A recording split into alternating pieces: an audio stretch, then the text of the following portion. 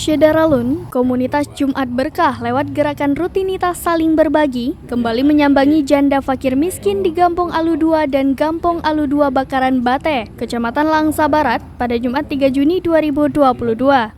Ketua komunitas Jumat Berkah, Abu Khaidir didampingi Geci Gampong Alu 2 Hasbalah datang menyambangi 3 orang janda miskin di rumah mereka masing-masing. Ketiganya yaitu Kartini 65 tahun, warga Dusun Teladan Gampong Alu 2 yang selama ini sehari-harinya sebagai pemandi jenazah. Kemudian Irianti berusia 39 tahun, janda ditinggal meninggal suaminya yang memiliki tanggungan 2 anak berusia 8 tahun dan 10 tahun. Sehari-harinya Irianti harus kerja banting tulang atau bekerja serabutan untuk mencukupi biaya hidupnya. Lalu yang terakhir, janda Aumiani, 45 tahun, memiliki tanggungan 1 anak yang kesehariannya ikut membantu jualan adiknya. Ketua komunitas Jumat Berkah, Abu Khaidir menyebutkan, pemberian sembako dan uang saku ini bersumber dari dana titipan hamba Allah untuk diberikan kepada warga duafa yang sangat membutuhkan bantuan.